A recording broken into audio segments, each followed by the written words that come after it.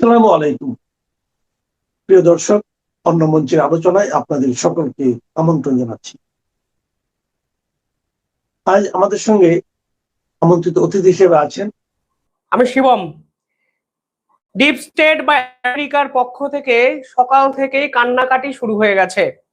কেন ভারত এফআরসিএ বিল আনছে, কেন ভারতে ঢুকবে না বিদেশি টাকা, এবং এই টাকা না ঢোকার পিছনে তারা ফের ধর্মীয় এক অ্যাঙ্গেল এনে ভারতবাসীকে গুমরা করার চেষ্টা করছে। আপনাদের হয়তো মনে আছে, ডোনাল্ড ট্রাম্প যখন ভারতের উপর শুল্ক চাপিয়েছিল, ঠিক সে সময় ডোনাল্ড ট্রাম্পের মন্ত্রী পরিষদরা এক অদ্ভুত কথা বলেছিলেন। তারা বলেছিলেন ভারত নাকি রাশিয়ার থেকে তেল কিনে ভারতে ব্রাহ্মণদের সাহায্য করছে, ব্রাহ্মণ ছাড়া নাকি ভারতবাসীর আর কোনো সাহায্য হচ্ছে না। অর্থাৎ ভারত রাশিয়ার থেকে ডিসকাউন্ট রেটে তেল কিনবে, তা ভারতের কোনো লাভ নেই, যত লাভ সব ভারতের ব্রাহ্মণদের।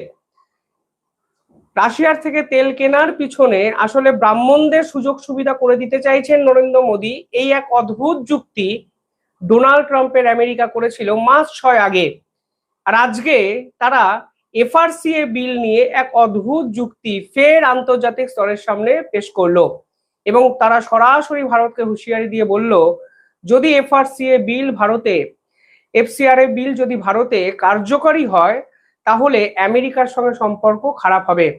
অর্থাৎ ভারত ঠিক করতে পারবে না যে ভারতে কাদের টাকা ঢুকবে কাদের টাকা ঢুকবে না, সেটাও সিদ্ধান্ত নেবে আমেরিকা, বকলমে ডিপ স্টেট। আজকে আমেরিকার সেনেটর, যার নাম রাইলি মুর, তিনি এক অদ্ভুত দাবি করে বসেন। তিনি বলেছেন ভারত এ সপ্তাহে সংসদে এফসিআরএ বিল নিয়ে আসছে, তা যদি কার্যকরী হয় তাহলে ভারত সরাসরি ভারতে অবস্থিত খ্রিস্টানদের প্রতি আঘাত আনবে, এবং এটাকে তিনি বলছে ভারত চার্চ ও খ্রিস্টান ধর্মীয় চ্যারিটি গুলোকে সরকারের জেলখানায় রূপান্তরিত করার চেষ্টা করা হচ্ছে। অর্থাৎ ভারতীয়রা খ্রিস্টানদের উপর অমানবিক হচ্ছে। মানে এফসিআরএ বিল আনলে ভারত খ্রিস্টানদের যে অধিকার, সেই অধিকারকে খর্ব করবে। ফলে এই বিল যদি ভারত নিয়ে আসে, তাহলে আমেরিকার সঙ্গে ভারতের সম্পর্ক খারাপ হবে, দুই দেশের দ্বিপাক্ষিক সম্পর্ক অবনতিতে যাবে, এবং এর প্রভাব পড়তে পারে কোথায় না, ভারত আমেরিকা ফ্রি ট্রেড এগ্রিমেন্টে। এবার ভারত একটি বিল নিয়ে আসছে, সেখানে আমেরিকার কি বলার আছে, ডিপ স্টেটের কি করণীয়? খ্রিস্টানদের উপর ভারত অত্যাচার করছে একটা বিল এনে, এ অদ্ভুত যুক্তি কেন নিয়ে আসে? দেখুন, এর পিছনে একটা ভয়ঙ্কর সত্য লুকিয়ে আছে। তথ্য কি বলছে?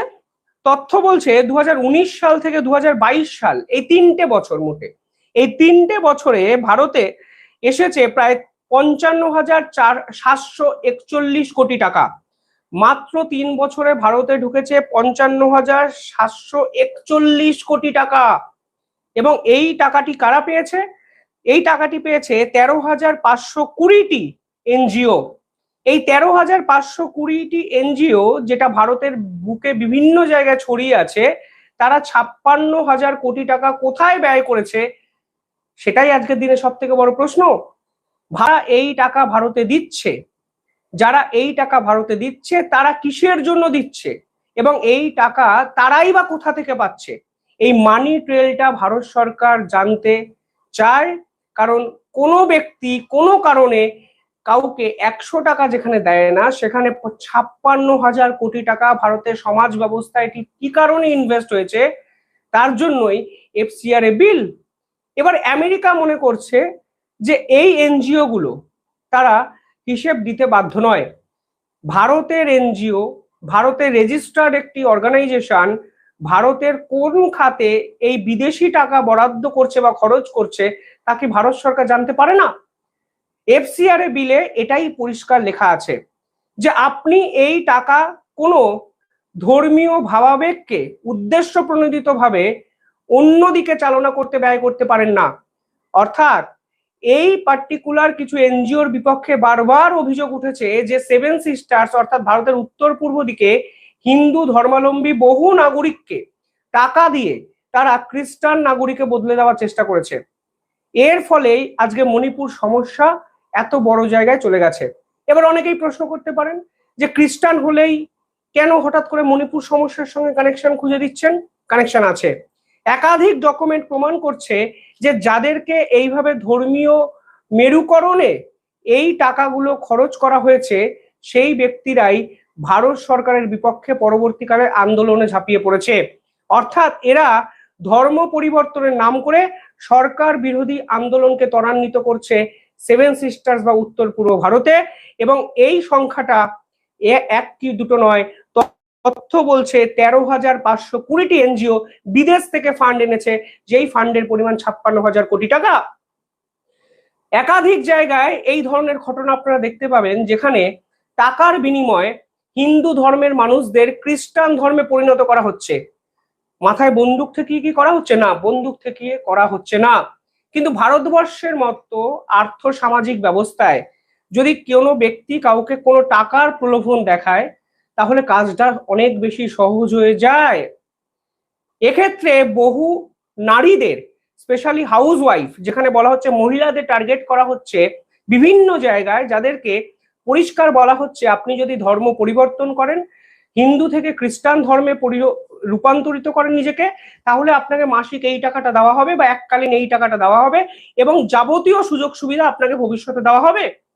এবার বাড়ির মহিলারা এত গভীরে না ভেবে কিছু টাকার প্রলোভনে এসে তারা এই ধর্ম পরিবর্তন করে ফেলছেন। কিন্তু এটা যে কত বড় এক আন্তর্জাতিক চক্রান্ত তার তথ্য এটা। 56,000 কোটি টাকা কোন এনজিও কোন সমাজ ব্যবস্থায় ভারতের উন্নতিতে ব্যবহার করেছেন সেই হিসাব তো দিতে হবে এফসিআর বিলে। তখন কি করবেন এনজিওরা? আর এই বিল আসার আগেই, আজকে যদি সংসদে এই সপ্তাহে বিল পেশ হয়, পাশ করানো হয়, তার আগেই আমেরিকা প্রচ্ছন্ন হুমকি দিয়ে রাখলো যদি এই বিল পাশ হয় তাহলে ভারত ও আমেরিকা দ্বিপাক্ষিক যে ফ্রি ট্রেড এগ্রিমেন্ট আছে হতে চলেছে সেটা ভেস্তে যেতে পারে। এবং আজকে মার্কিন সেনেটর কংগ্রেসের রাইলি মুর এটাই বলছে, এই বিল আনা মানে ভারতের খ্রিস্টান চার্চের উপর আঘাত আনা। অর্থাৎ ফ্রি ট্রেড এগ্রিমেন্ট হওয়ার আগেই ভারতকে চাপে রাখার চেষ্টা করছে ডিপ স্টেট। কারণ তারা বুঝে গেছে দিনের পর দিন ভারতের সমাজ ব্যবস্থায় অর্থ বরাদ্দ করে গ্রাউন্ড লেভেল থেকে একাধিক আন্দোলনকে চাগিয়ে দেওয়া হয়েছে, যে আন্দোলন পরবর্তীকালে সরকার বিরোধী আন্দোলনে রূপান্তরিত হয়েছে, তা আর তারা করতে পারবে না। কারণ ভারতে যদি একটা টাকাও ঢোকে তার হিসেব তাদেরকে সরকারকে দিতে হবে। সেই টাকা কোথায় ব্যবহার করা হচ্ছে। এবং ইম্পর্টেন্ট বিষয়, আরো একটা ইম্পর্টেন্ট আমি জিনিস বলে দিই, এই এফসিআর এ বিল আমি দেখছিলাম, এখানে খুব ভালো একটা পয়েন্ট আছে। সেখানে বলা হচ্ছে যে এই এনজিওরা যে টাকা বিদেশ থেকে পাচ্ছে তারা কোন অঞ্চলে ব্যবহার করছে সেটা সরকারকে জানাতে হবে। অর্থাৎ আপনার রেজিস্ট্রেশন ধরুন কলকাতার একটি জায়গায় হলো, এবার সেই কলকাতার এনজিওটি বিদেশ থেকে টাকা পাচ্ছে এবং টাকাটা 100 বা 200 টাকা নয়, তথ্য বলছে 56,000 কোটি টাকা। এবার এই টাকা আপনি কলকাতার রেজিস্টার্ড এনজিও হয়ে কোথায় খরচ করছেন, ভারতের কোন অঞ্চলে খরচ করছেন, তার তথ্য সরকারকে দিতে হবে। এটা নয় যে আপনার রেজিস্ট্রেশন অন্য কোথাও আছে, আপনি সেই টাকা নিয়ে এমন একটা আন্দোলনে এটাকে উস্কে দেওয়ার জন্য অর্থ বরাদ্দ করলেন যা ভারতের সামাজিক ব্যবস্থাকে অস্থিতিশীল করে তোলে, সেই দিন শেষ। কোট আনকোট তারা কি বলছে? কোট আনকোট বলছে this is a clear attack against খ্রিস্টানস। American official বিবৃতি আমি বলছি। They said this is a clear attack against Christian. It is the bill proceed this way. It would be a point of major concern in our bilateral relationship with India. বলছে এই বিল আনা মানে খ্রিস্টানদের উপর পরিষ্কার এক অ্যাটাক, আক্রমণ। এবং যদি এই বিল আসে তাহলে আমাদের সাথে ভারতবর্ষের বাইল্যাটেরাল রিলেশন, দ্বিপাক্ষিক সম্পর্ক খারাপ হবে। এবং তিনি বলছেন ঐতিহাসিক সময় থেকে খ্রিস্টানরা ভারতের বাসিন্দা, ওই ইতিহাস সেটাই বলছে। হঠাৎ করে খ্রিস্টানদের আক্রমণ করা হচ্ছে এই বিল এনে, এই রকম একটি ধারণা আন্তর্জাতিক স্তরে আমেরিকার কিছু নির্দিষ্ট এজেন্ট এটাকে কিন্তু খাইয়ে দিতে চাইছে। আসলে বিষয়টা সেটা নয়। এফসিআর এ বিলে কোথাও বলা নেই বিদেশি ফান্ডিং আনা যাবে না। এফসিআর এ বিল কি বলছে আমি একটু ছোট্ট করে আপনাদের বলে দিই, যে বিল এই সপ্তাহে যেটা পাস হতে চলেছে সংসদে, সেই বিল বলছে কোথা থেকে সেই টাকা আসছে, এক্সাক্ট মানি ট্রেল সেইটা সরকারকে জানাতে হবে। অর্থাৎ আমি আপনাকে টাকা দিলাম, সেই সেই সংক্রান্ত শুধু তথ্য নয়, আমি সেই টাকাটা কোথা থেকে পেয়েছি সেটাও সরকার জানতে বাধ্য। কারণ হতে পারে আমি বিদেশি এজেন্টের থেকে টাকা পেয়েছি, যে এজেন্ট ভারতকে ডিস্টেবিলাইজ করতে চাইছে। অর্থাৎ এই মানি ট্রেলটা সরকারকে জানাতে হবে। দ্বিতীয়ত, এই টাকায় কোনো ধর্মীয় নির্দিষ্ট নির্দিষ্ট প্রকল্প করা যাবে না। মানে ধরুন, আমি ধর্ম পরিবর্তনে এই টাকা ব্যবহার করতে পারবো না। আমি কালচারাল অ্যাক্টিভিটি করতে পারি, আমি ধর্মীয় একাধিক স্মৃতিসৌধ বিল্ড আপ করতে পারি, কিন্তু টাকা দেব এবং ধর্ম পরিবর্তন করো, সেই জিনিস এই টাকায় করা যাবে না।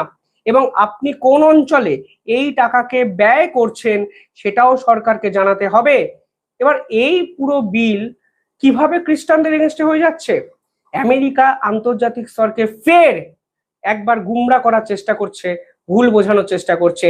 এই বিল খ্রিস্টানদের বিপক্ষে নয়। আসলে দিনের পর দিন এই উত্তর পূর্ব ভারতকে টার্গেট করে আমেরিকা বিপুল পরিমাণে অর্থ বরাদ্দ করেছে, যার ফলে আজও উত্তর পূর্ব ভারতের কিছু অংশ ভারতের সেনাবাহিনীর বিপক্ষে যুদ্ধে ঝাঁপিয়ে পড়ছে। এই যে মণিপুর ইস্যু দেখছেন, ইচ্ছাকৃত এই সমস্যা কিন্তু আজও আন্তর্জাতিক শক্তির মদতে দিনের পর দিন কিন্তু বাড়তে শুরু করেছে। শুধুমাত্র বিপুল অর্থ বরাদ্দ নয়, এই মণিপুরে আজকে যে সকল বিদ্রোহী গ্রুপ ভারতের সেনার বিপক্ষে আন্দোলন করছে, তারা যে অস্ত্র ব্যবহার করে সেগুলো সবই বিদেশি অস্ত্র। সেই অস্ত্র কিভাবে তাদের কাছে পৌঁছে যাচ্ছে তা আজকে সকলে একাধিক রিপোর্টে কিন্তু জানতে পারছে। কখনো মায়ানমার বর্ডার, কখনো বাংলাদেশ বর্ডার। ডিপ স্টেট ইচ্ছাকৃতভাবে এদের হাতে অর্থ এবং অস্ত্র দিয়ে সেনাবাহিনীর বিপক্ষে যুদ্ধে এদেরকে লিপ্ত করছে। এর ফলে আসাম রাইফেলসের উপর আক্রমণ, সেনা ক্যাম্পের উপর আক্রমণ, সাধারণ মানুষকে হাতিয়ার করে ভারতের সেনাবাহিনীর উপর দিনের পর দিন আক্রমণ করছে এই উত্তর পূর্বের এক অংশের মানুষ। এদের পিছনে যে ডিপ স্টেট আছে এবং বিপুল পরিমাণে অর্থ বরাদ্দ এদের পিছনে করা হয় তা আজকে পরিষ্কার। তাই এরা বলছে খ্রিস্টানদের উপর আক্রমণ। আসলে খ্রিস্টানদের উপর আক্রমণ ভারত করছে না, ভারত এই সকল দেশদ্রোহীদের বিপক্ষে আন্দোলন করছে, যারা বিদেশি অস্ত্র নিয়ে দিনের পর দিন ভারতের সেনা ক্যাম্পে আক্রমণ করে, সেনাবাহিনীর উপর আক্রমণ করে এবং একটি সমস্যাকে সরকার বিরোধী আন্দোলনে রূপান্তরিত করে আন্তর্জাতিক স্তরের কাছে হাইলাইট হওয়ার চেষ্টা করে। আজকে এই পার্টিকুলার বিষয়টি বন্ধ করতে চলেছে নরেন্দ্র মোদী সরকার, এবং এর ফলে আজকে সকালেই দেখুন ডিপ স্টেট বা আমেরিকার এই ধরনের স্টেটমেন্ট। তারা বলছে দ্বিপাক্ষিক সম্পর্কই শেষ হয়ে যাবে যদি এই বিল পেশ হয়। ভারত পাল্টা বলছে 56,000 কোটি টাকা ইনভেস্ট করা হচ্ছে শেষ 3 বছরে। 3 বছরে ভারতের যত আন্দোলন হয়েছে, সরকার বিরোধী আন্দোলন, তার সঙ্গে এই টাকার কোনো সম্পর্ক আছে কিনা তা কে বলতে পারে? 56,000 কোটি টাকা ভারতবর্ষের কোন প্রকল্পে ব্যয় করেছে এই এনজিও গুলো আজকে আমরা জানবো না? আমাদের জানার অধিকার আছে।